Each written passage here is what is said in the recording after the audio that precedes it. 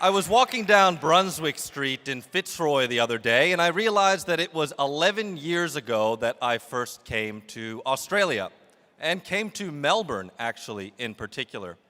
And with that realization came the realization that I'm no longer the youngest Sea Shepherd crew member. That was a title I had for some time. I'm no longer even the youngest Sea Shepherd captain. That title was stripped away from me as well. I realized that I'm starting to get gray hairs, and as I was counting them, I realized that about half of them are probably from being wedged between an 8,000-ton factory whaling ship and a 5,000-ton refueling tanker. Right there. The other half is probably from chasing a notorious toothfish poacher for 110 days before it sank, but some of them are definitely from public speaking at events like this. And if you saw me pacing back and forward there, jumping up and down, slapping myself in the face a few times, it's because I get very, very nervous to speak in public, because passion is something very difficult to put into words. When Captain Paul Watson says that if the oceans die, we die, he's not referring to the horrific slaughter of pilot whales in the Faroe Islands. He's not talking about the cruel and criminal harpooning of whales down in Antarctica. What he's referring to specifically is overfishing, and illegal, unreported, and unregulated fishing, so-called IUU fishing in particular. Now, it's estimated that 15 to 40% of the global catch of fish is caught by these IUU operators. 90% of the fish caught in the world is caught in the waters of some coastal state. And that's because you can't just find fish anywhere. Fish congregate on continental shelves, on seamounts and shoals, generally quite close to shore. And so 90% of the fish caught is caught under the jurisdiction of some country. So if we take those two facts into account, one, 15 to 40% of the fish is caught illegally.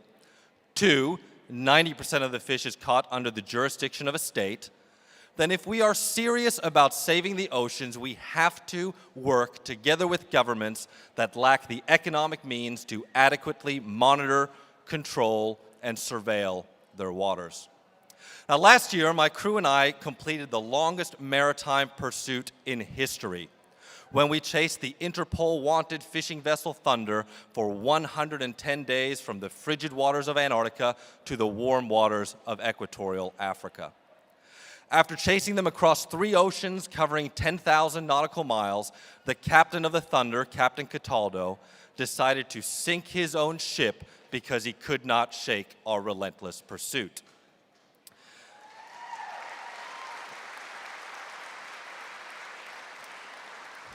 He sunk his ship about 80 nautical miles off the small African island state of Sao Tome and Principe. And as my crew and I and the crew of the Sam Simon pulled the Thunder crew out of the water and saved their lives, I sat on the bridge of my ship and I wondered why. Of all the places in the world, why did Cataldo choose to sink his ship right there?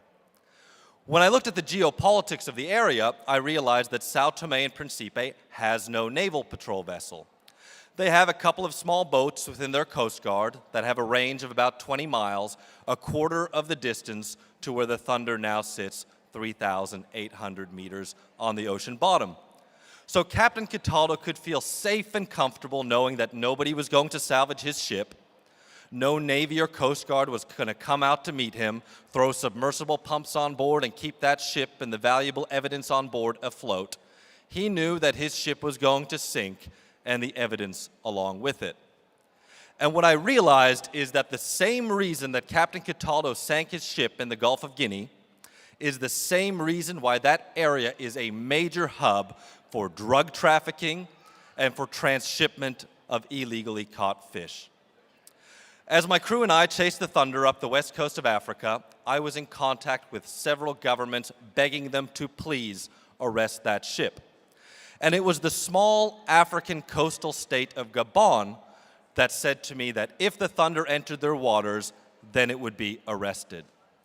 My contact for Gabon was an American conservationist by the name of Mike Fay.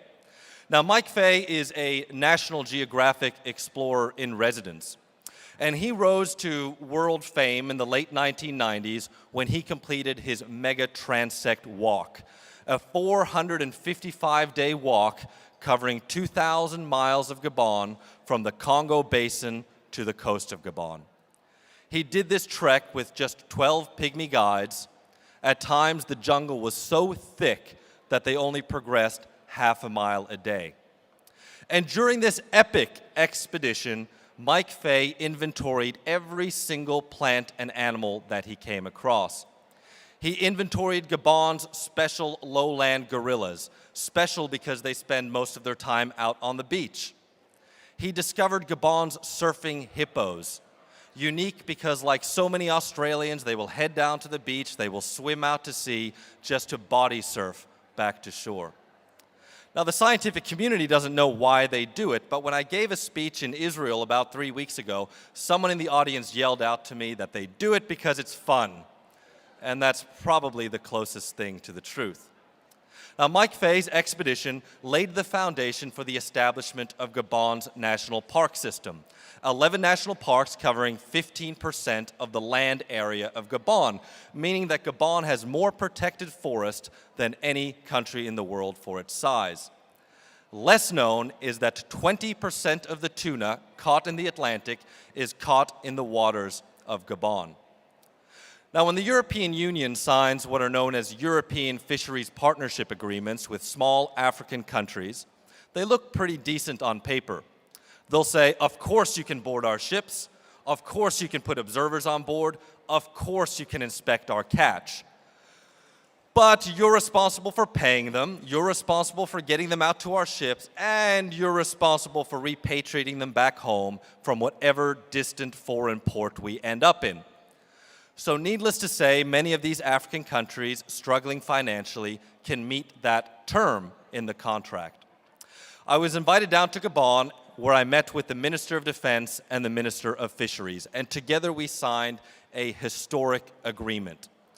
A memorandum of understanding where Sea Shepherd would provide a ship, in this case the Bob Barker, we would provide a crew and we would provide fuel, and the Gabonese government would provide 7 Marines with the Gabonese Navy, 3 fisheries enforcement officers with the Gabonese Fisheries Enforcement Agency, and complete control and direction of where the patrols went. We patrolled Gabon for 5 months. We boarded over 50 legal, licensed fishing vessels. And during those inspections, what we discovered is that what these fishing companies say that they're catching and what they're actually doing does not match up. We documented one purse seiner killing 114 sharks in one single haul of tuna as bycatch. And when that same fishing vessel was boarded the following day, they declared 5 dead sharks for that entire day. And to give you an idea of what that kind of operation looks like, I'm going to show you a quick video.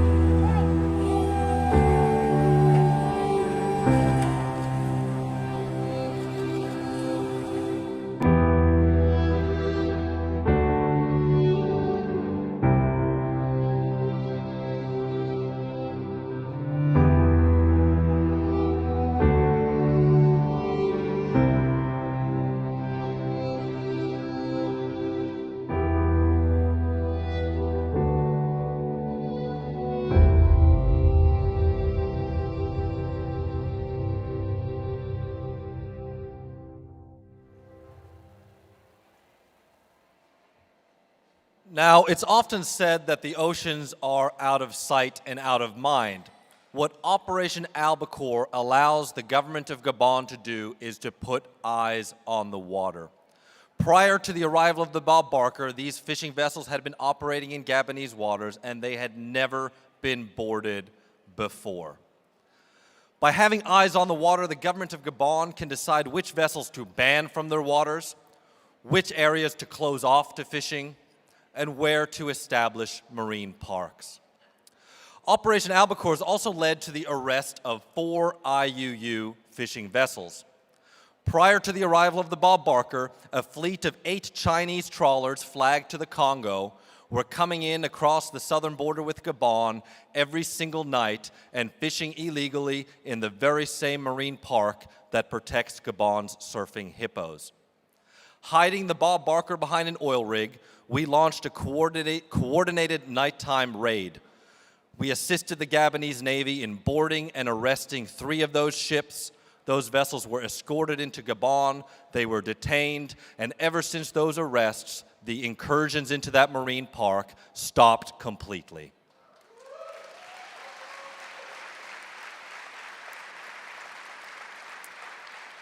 Operation Albacore was then expanded to include the country of Sao Tome and Principe, and after picking up 2 Coast Guard officers with the Sao Tome Coast Guard, the Bob Barker headed to the very same area where the Thunder had sunk 1 year earlier. And 16 miles from the site of the sinking, they boarded a vessel that was Spanish flagged, a Spanish flagged longliner, licensed to fish under a European Union agreement and licensed to fish for tuna. The vessel was boarded, its holds were inspected, and on board they did not find tuna, they found sharks and shark fins only. The vessel was arrested, it was escorted into Sao Tome and Principe, and it was detained. Gabon is a remarkable country. It's one of just a handful of African countries that votes against the Japanese government at the International Whaling Commission. 2 years ago, the International Court of Justice, the highest court in the world, ruled, thanks to bold legal action by Australia, that the Japanese whaling program down in Antarctica is illegal. Last year, the Australian Federal Court found the Japanese whaling industry in contempt of court for killing protected, threatened, and endangered whales in the Australia Whale Sanctuary. And yet earlier this year, the Japanese whaling fleet returned to Tokyo from the Southern Ocean Whale Sanctuary, having killed 333 minke whales, more than half of which were pregnant females. So I stand before you today to tell you now that when the Japanese whaling fleet heads south this austral summer, then Sea Shepherd will be down there to meet them.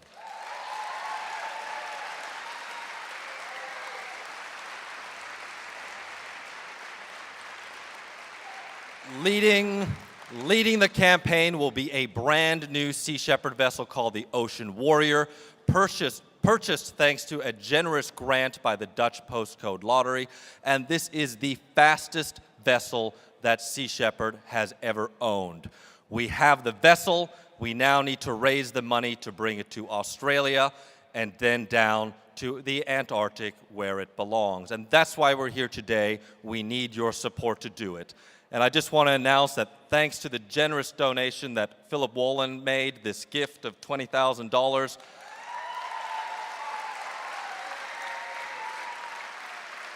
which is made out to me personally. As soon as my talk is done, I'll be signing that over to Sea Shepherd towards Operation Nemesis.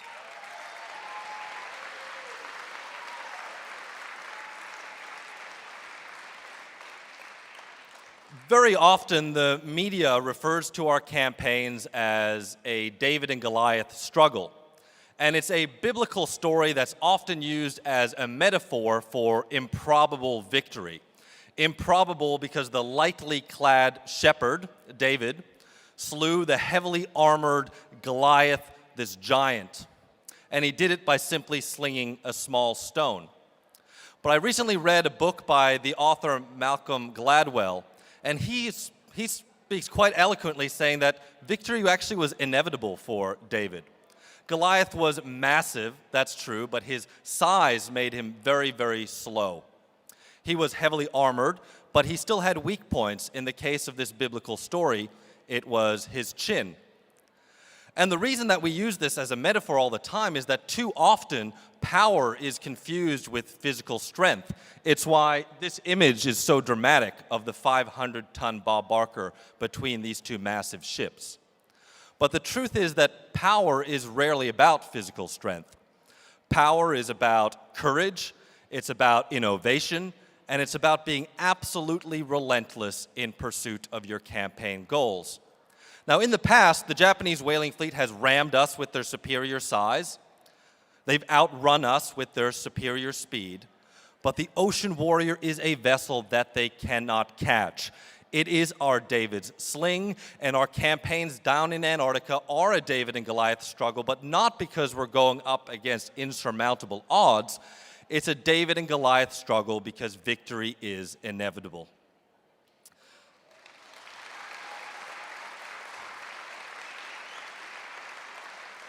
We're calling our next campaign down to Antarctic Operation Nemesis, and it's named after the Greek goddess of inescapable justice.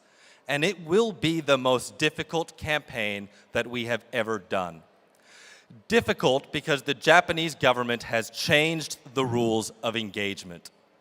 Number one, they've doubled the whaling area, which means they will be twice as difficult to find. Two, they've lowered their quota from 1,035 whales to 333 whales. They've done that because Sea Shepherd, for the past 10 years, has successfully prevented them from reaching anywhere near that bogus self-allocated quota.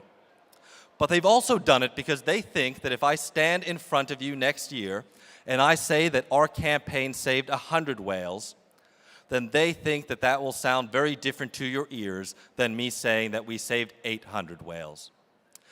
Now, if I put all my cards on the table, I cannot stand before you and say that I promise you we're going to find the whaling fleet.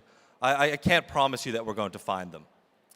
I wish I could stand here and say that I promise we will save hundreds of whales as we've done on all our past campaigns. That's not something I can promise you either. But what I can promise you is that if this campaign saves even the life of just one whale, then it's absolutely worth every single effort.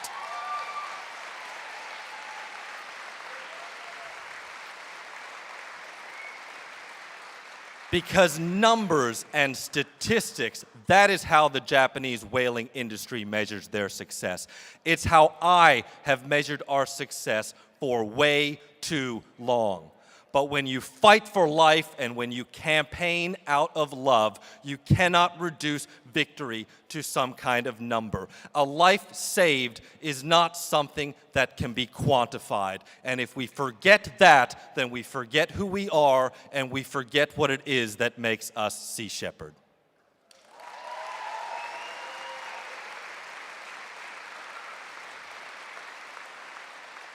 We are returning to the Southern Ocean because it is the right thing to do.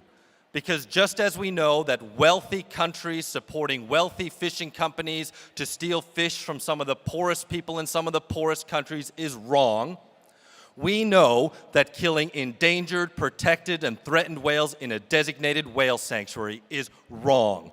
And in a world where so many issues take on shades of gray, here is an issue where right and wrong is simply black and white.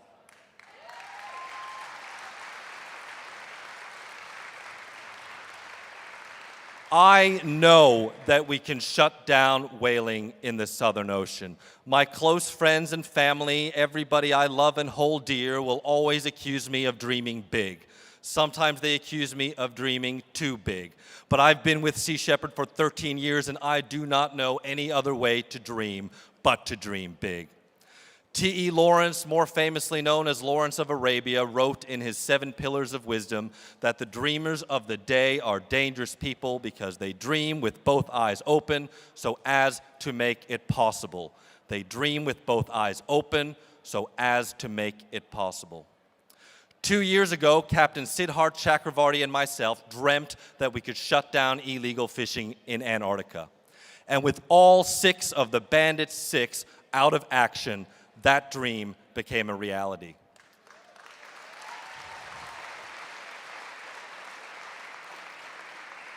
11 years ago, I dreamt together with Captain Paul Watson that we could shut down whaling in the Southern Ocean. And ever since my first campaign in Antarctica, and ever since we saved that first whale, I've dreamt with my both eyes open. So I stand before you today, as I do every year, and I ask you to please support us, and I ask you to please continue to dream with me. Thank you.